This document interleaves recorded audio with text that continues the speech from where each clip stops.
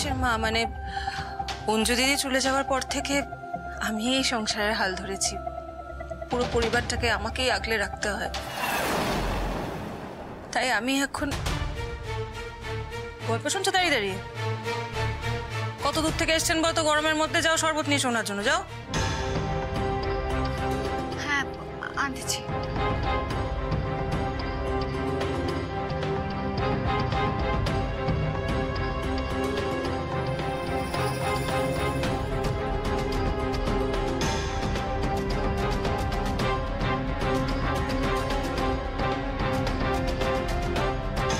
আমার বোন চলে যাওয়ার পরে এই বাড়িতে তোমার জায়গা বেশ পাকা হয়েছে বলতে হবে।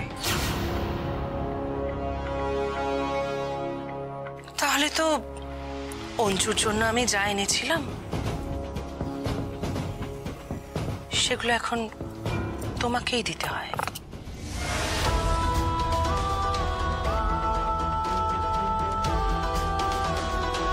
তো তোমার নাম কি? রিমঝিম, রিমঝিম লাহিড়ী।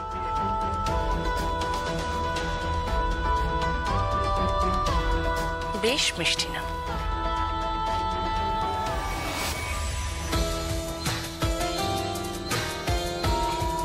বাহ,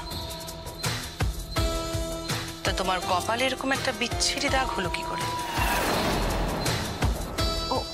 ও কিছু না, ওই বাড়ির কাজ করতে গিয়ে আমার মনে হয় অজান্তে ধাক্কা লেগে গেছে কোথাও। আসলে বুঝতেই তো পারছেন দিদি, এত বড় বাড়ি, এত বড় সংসার, সেই সংসারের কত কাজ সব আমি একা হাতে সামলাই। আর বাদ দিব সব কথা, আমার কিন্তু একটা আবদার আছে। আপনি এতদিন পর এলেন, আমাদের এখানে কয়েকটা দিন কাটিয়ে যেতে হবে প্লিজ। ডার্লিং, দিদির দেখাশোনা আমিই করব। দিদিকে বলেছি থাকতে কয়েকটা দিন।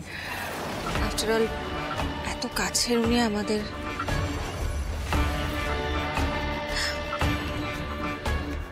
এই নেন শরবত। অনেকক্ষণ ধরে জিজ্ঞেস করবো ভাবছি, তুমি কে গো? তোমায় তো ঠিক চিনলাম না। আমি এই বাড়ির বৌমা মাটি। থাক থাক থাক থাক থাক থাক বাছা, আমি সবার প্রণাম নিই না।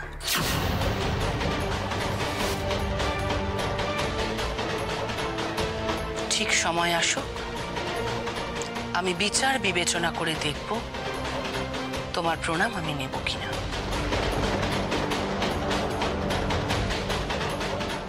তোর জন্যই আমি এই বাড়িতে এসেছি রে মাটি।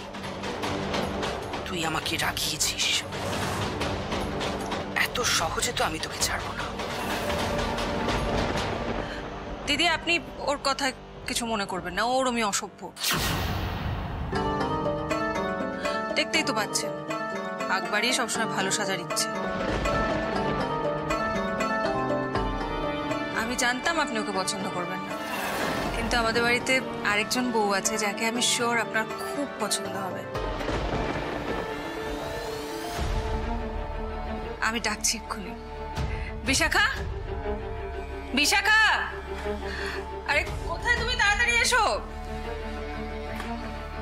এসো।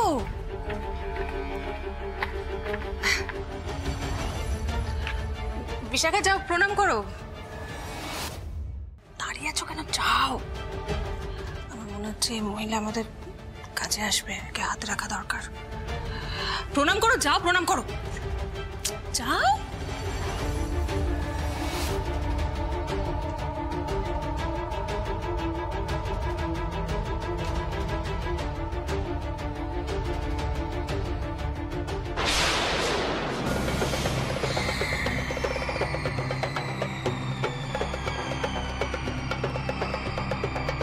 ওনাকে ছোঁয়া মাত্রই আমার শরীরে এত অস্বস্তি হচ্ছে কেন?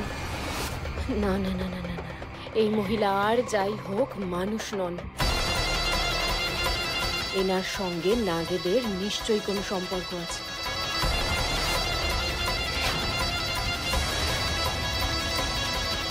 আরে কোথায় যাচ্ছ বিশাখা? বিশাখা,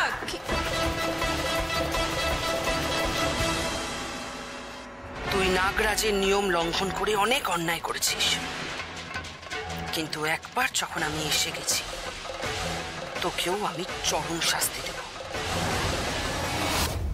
এই আকাশ, ওখানে দাঁড়িয়ে আছিস কেন?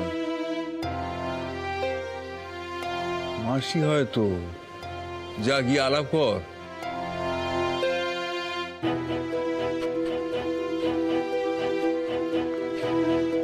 আপনি অনেক দূর থেকে এসেছেন, আসুন ভেতরে আসুন। তুই বুঝি অঞ্জুর ছেলে? তাহলে তো তোর সঙ্গে আমার অনেক গল্প হবে। চল, কোন দিকে? আসুন।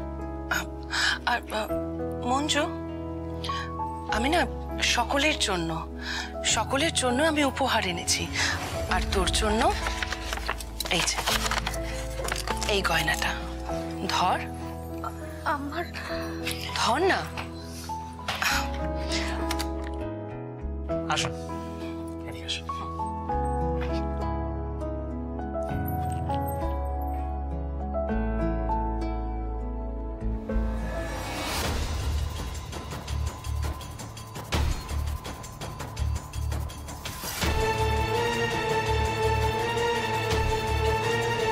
তুমি বিধবা মানুষ, এইসব পরে লোক হাসাবে নাকি মঞ্জু?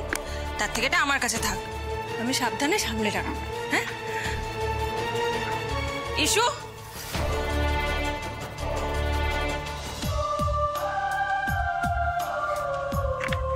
দেখো তোর মধ্যে কি কি গিফট আছে, ভালো করে দেখে নাও আর নিজেদের মধ্যে ডিস্ট্রিবিউট করে নাও, তুমি দায়িত্ব নিয়ে, কেমন?